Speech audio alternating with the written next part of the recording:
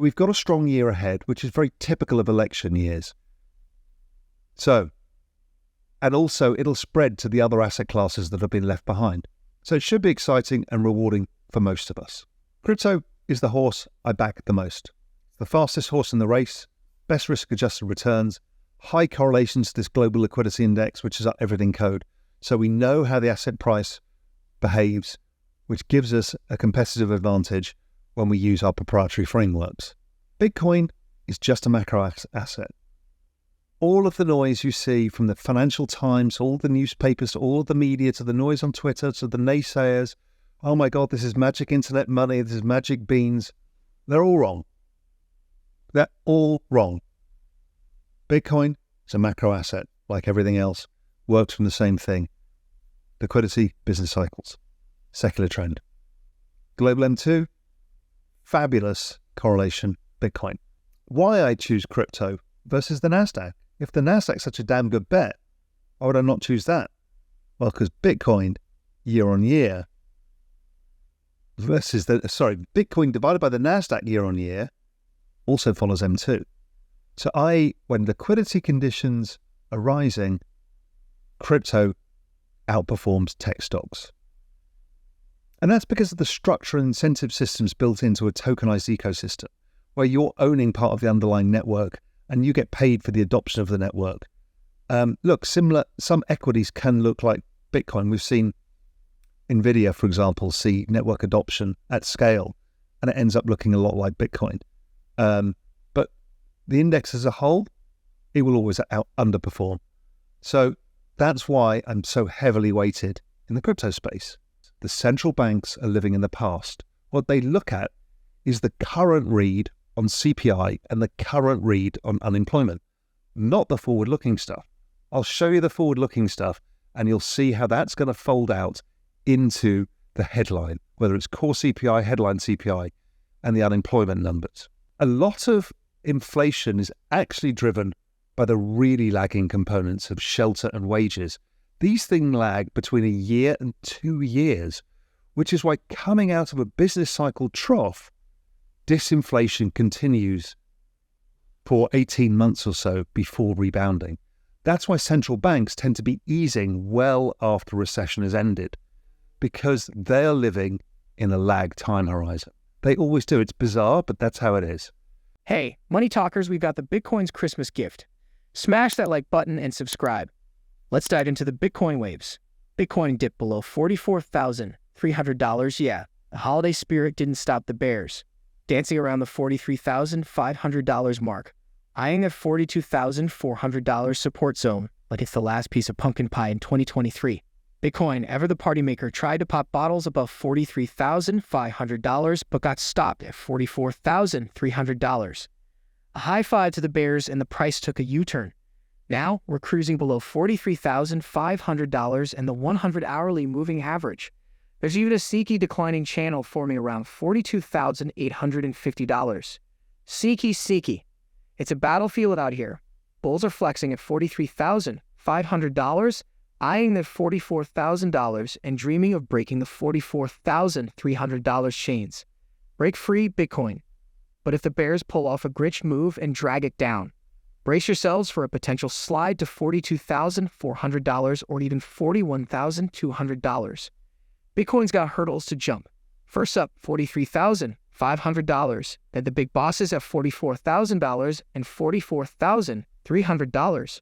Break those and we're talking a rally. Straight to $45,000, the VIP section. That's nearly $46,500. And if the crypto party's really on fire, aim for $47,200 or even $48,000. Bitcoin's got dreams, my friends. Techie talk, make she's doing the bearish tango, and RSI is below 50. Keep an eye on those if you're into the nitty-gritty details. Major shout-outs to the support crew at $42,400 and $41,200, all in the fort.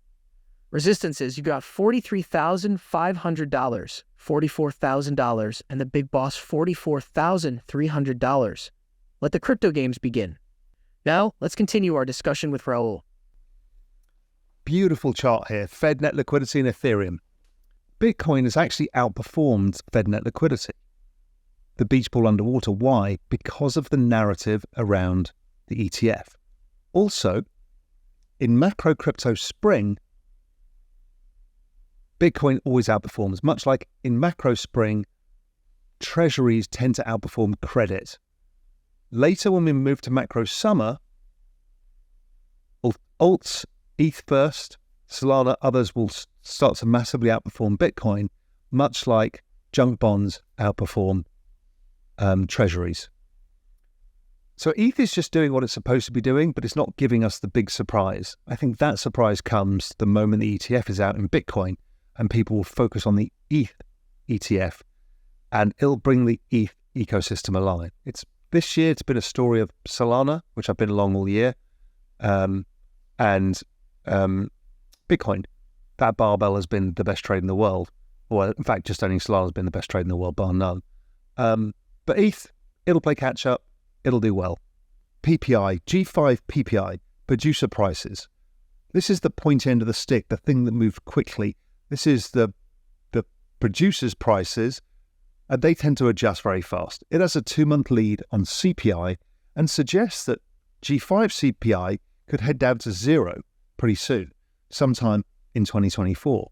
And that's something I've talked about a lot. I think inflation evaporates in 2024. The Eurozone PPI has been shockingly weak, down below negative 10%. And it tells us that Europe's CPI is going to come down to 0 or below in 2024 and early-ish in 2024. So that should bring the ECB into action, cutting, because they care about inflation more than anything else. It's their single mandate. If we look at core PCE and just look at the 6-month annualized change, this is here in the US. Well, here in the US, I'm in the Cayman Islands, but you know what I mean. That's already at 2.5% and falling. So it's showing that the inflation pulse is well behind us and stimulus becomes more likely. Even just using the base effects of core CPI year on year, we get to negative by the end of 2024. Do we get there or not? I don't know, but I think we're going to get very low and lower than the market expects. And that would be a surprise. It will be a surprise on the upside of risk assets because it will mean more stimulus. And I think that's a really important thing. It also takes away the headwind from the economy. Now, obviously, we know with CPI, it's a bit of a con because those prices never come down. Even if we get a little bit of deflation of 1%, it doesn't make it easier for people. But hopefully, the offsetting rise in your portfolios will help somewhat. The other way of looking at PPI is taking out that really lagging shelter component, which that's not going to deflate for another year. It'll keep deflating for a year or so. But if we take that out, core inflation is already at 2%. Now, I know you can say, well, why do I care about, inflation that doesn't include my house? The point being is it's showing the trend. I'm not saying inflation's any less or you don't feel less pain. What I'm saying is all the other elements of inflation are coming down fast. And a lot of people tell me, well, inflation's sticky. And most people don't come up with any facts as to why that is. It's a hunch. They want it to be sticky. They want to relive the Volcker glory days. They don't want technology stocks to rise because they want to see the world that they know succeed, which is kind of crazy. You have to just look at the data and not bring your own biases to it. I mean, there is a probability, I'm not discounting it, that something changes in the inflation structure. But with this aging population, I think it's difficult. I do think unemployment will stay higher than expected over this cycle, but that's a function of less people in the workforce. And that's offset by the baby boomers who don't spend as much. Anyway, this CPI cycle is no different than all of the others. It's basically identical. It's this Mount Fuji pattern, up, down, and we should continue lower. Even that bounce is due to the year-on-year effects that we've seen recently, and we should continue over time to see CPI keep falling below the Fed's target. BlackRock has revealed a plan to seed its spot Bitcoin exchange-traded fund, ETF, with $10 million on January 3. The world's largest asset manager has engaged in 6 recent meetings with the U.S. Securities and Exchange Commission, SEC, to address its filing. In response to the SEC's concerns, the firm has opted for the cash creation model departing from its initial preference for the in-kind model. Arthur Hayes, former CEO of BitMEX and cryptocurrency market analyst, pondered about the success of an upcoming spot Bitcoin ETF and its effect on the future of Bitcoin.